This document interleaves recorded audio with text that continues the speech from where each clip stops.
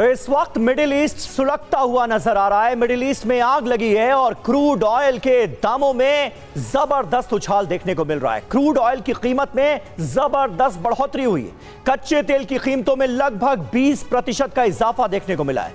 30 महीनों के सबसे उच्चतम स्तर पर कीमतें पहुंच गई।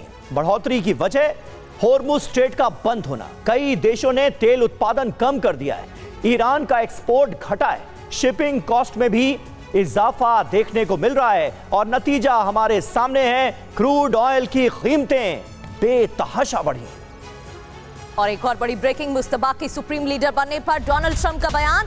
मैं मुस्तबा के चयन से खुश नहीं हूं। हमने ईरान को तबाह कर दिया है। ईरान के पास जो मिसाइलें बची हैं उनको भी जल्द नष्ट कर देंगे। ये बयान उनकी तरफ से, डोनाल्ड ट्रंप की तरफ से दिया गया है।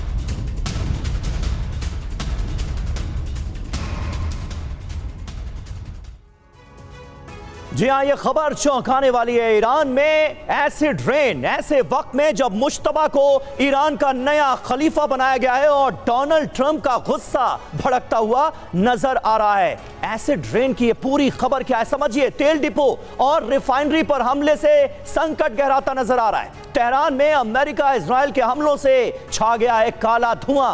आसमान धुएं से ढक गया और यहां तक कि कई इलाकों में सूरज तक नहीं दिख रहा है। लोगों को घर में रहने और बाहर ना निकलने की सलाह दी गई है। तेहरान में पीने के पानी पर भी खतरा मंडराता नजर आ रहा है।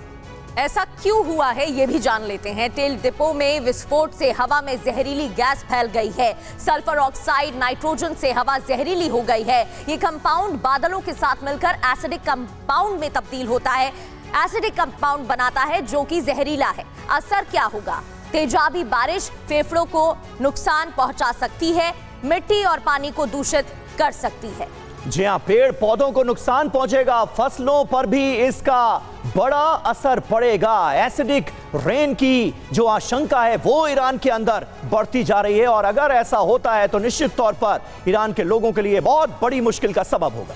बिल्कुल। संजय भटनागर सर, इसको कैसे समझा जा सकता है? ये जो एसिड रेन हो रही है इससे कितना नुकसान ईरान को होगा ये तो बताइएगा। साथ ही डोनाल्ड ट्रंप की तरफ से जो बयान सामने आया है, नाराजगी जता दी गई है कि वो तो खुश नहीं है चयन से।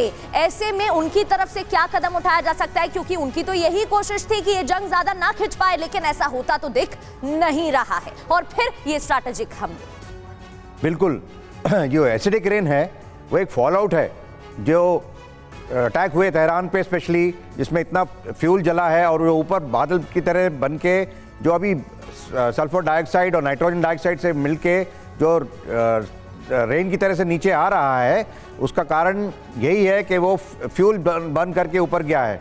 उसके बाद उसका इकोलॉजिकल जो डैमेज करेगा वो ह्यूमन बीइंग को और ऑल्सो जितने भी आसपास की जो फसल वगैरह हैं और हैबिटेट को, वो बहुत अभी भी, आज के समय भी और बाद में लॉन्ग टर्म उसके काफ़ी इम्पैक्ट होने वाले हैं।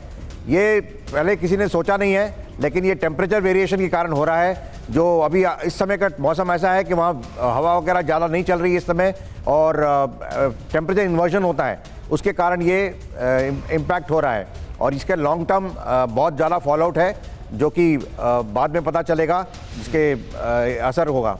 दूसरी बात आपने पूछी कि ये ट्रंप का जो बिल्कुल नाखुश है नए सिलेक्शन से, क्योंकि जो मुस्तफा हैं वो पहले तो वो बहुत अच्छा उन्होंने पार्टिसिपेट किया था। 17 साल की उम्र में उन्होंने आर्मी में पार्टिसिपेट किया था आईआरजीसी के साथ।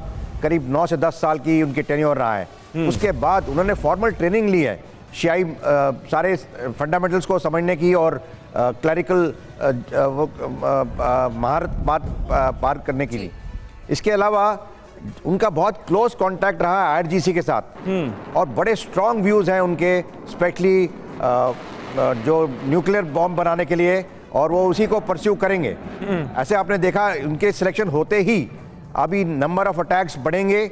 मिसाइल जितनी भी उन्होंने स्टैंड बाय में रखी हैं वो सब बाहर निकल के फायर करी जाएंगी। ठीक है, ये आपने महत्वपूर्ण बात कही और बिल्कुल सही बात कही कि मुश्तबा खामनेई का आईआरजीसी से बहुत गहरा कनेक्शन रहा है और अब सुप्रीम लीडर उन्हें बनाए जाने के बाद ईरान की तरफ से हमलों की रफ्तार में और ज्यादा इजाफा होगा। ये अमेरिका और इजराइल के लिए चिंता का सबब है।